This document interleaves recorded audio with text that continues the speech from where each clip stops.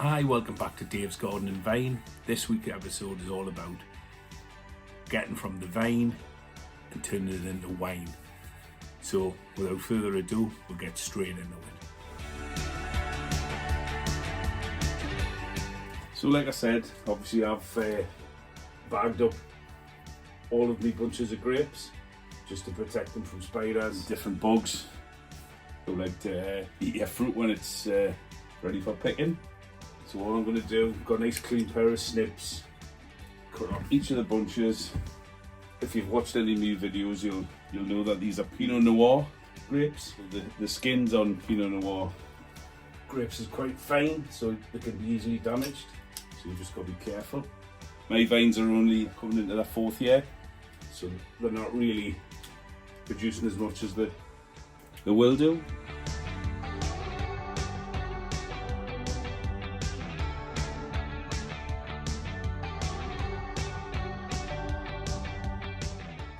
So that's all the grapes chopped down, filled in the bucket. I'm ready to give the grapes a light wash, just to get all the bits off so there's nothing, no nasties going into your wine. I know mine's been protected by the netting, but it can still happen. And what you do is just have a look, see if there's any bad ones. A couple there, just get rid of them. You don't want to put any mouldy ones in. It's okay if they're a little bit wrinkled, but if they're showing bad signs, then you just want to get rid of them.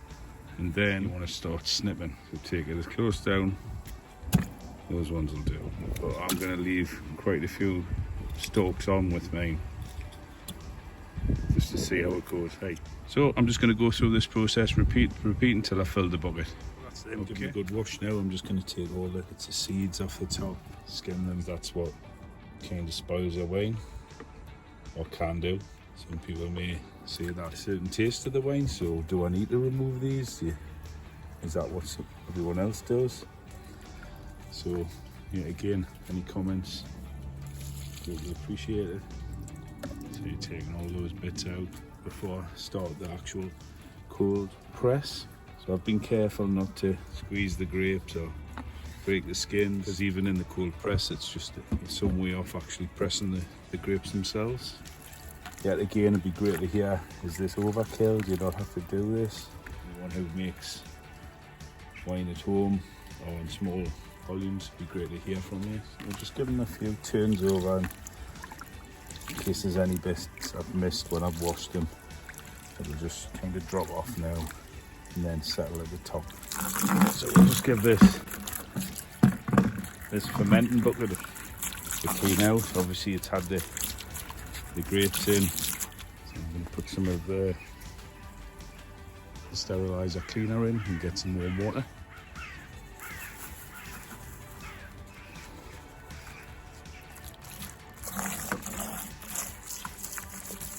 Give it a swirl around.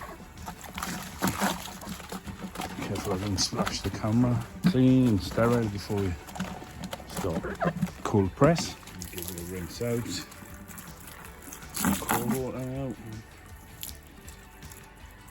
Because you don't want any residue of that sterilizer left in, because I would imagine yet again that's probably going to spoil the wine.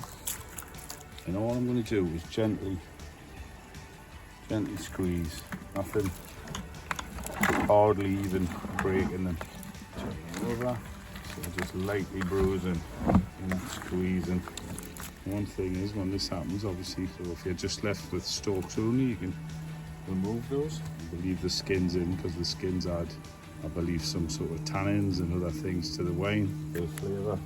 Because when you've only got 2 wines, every grape's precious. So this is the cold soak process, where I've put both the batches of grapes together and leave them to soak at between 10 and 15 degrees centigrade for between 3 and 5 days. So nice and cold, and twice a day you have to push like this, push the grapes down, just so they're not lying on the top. So that's the cold soak finished. I left it for 5 days. I was punching it down every day. Now I'm going to put some yeast in now. let that do its stuff, and then we'll keep punching it down a couple of times a day, and then this should be fermenting now for 7 days. No fancy heating jackets or anything like that.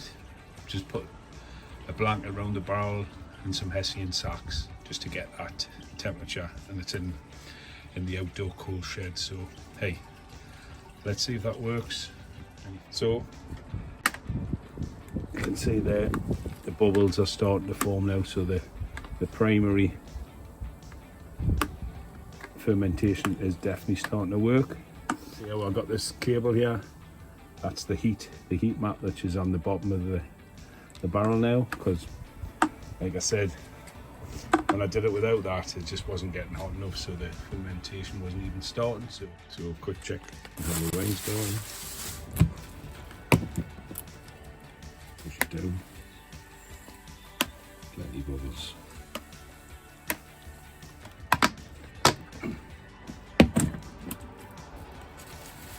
Let's see if there's any more bubbles appearing when I move the grapes out of the way.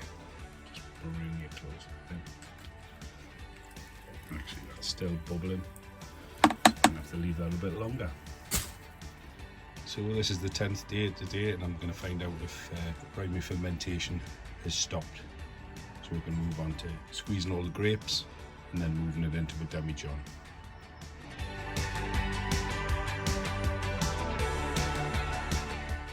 So the primary fermentation worked, and this was about getting all the equipment clean, because I'm going to need both a Demijohn to transfer the final wine into, and also this fermenting barrel, because I'm going to pour the grape juice and the grapes that I've got into this and squeeze it. So just getting ready for the official wine making. It's going to leave the fermenting barrel. I'm going to strain it, crush the remaining grapes, and then transfer that juice into the 15 litre Demijohn down there. Wish me luck. Just to show you that all those bubbles I was getting during the fermentation process have all gone out. So I'm going to pass all of this through a muslin cloth, squeeze out the juice from the grapes, and then transfer the remaining juice into the Demijohn.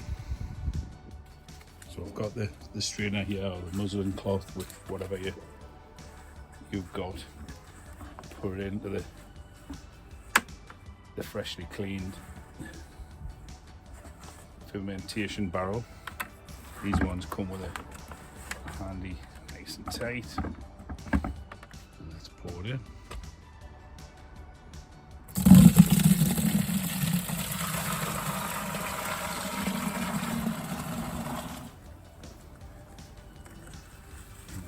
Pull that up and then squeeze out. I'll let it drain out first. My hands are nice and clean, because like anything in winemaking, it's all about keeping things clean.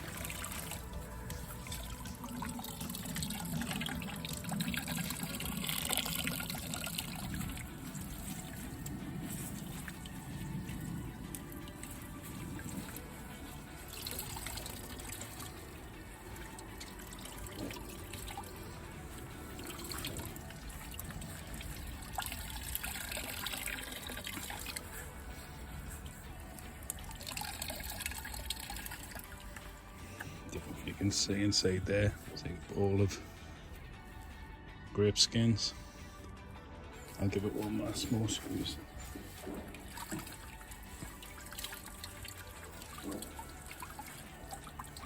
That's what you're left with, just all the skins, stalks and seeds. So I've got that a good crush, and that's now all juice, which is going to go into the Demijohn, which is just, yeah. So we just checked it there with the hydrometer before I put it into the Demijohn, and that's in the perfect position for me. Wait, where it says store wine, it's between 60 and 70 on there, so that'll do me.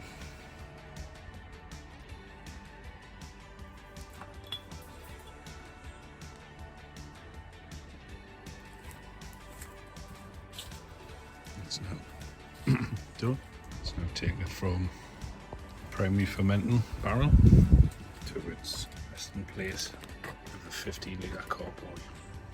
And now we'll plug that off airtight. I've got some water in.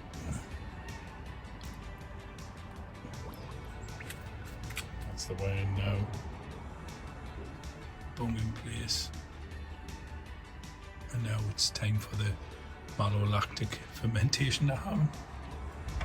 So we'll be back shortly.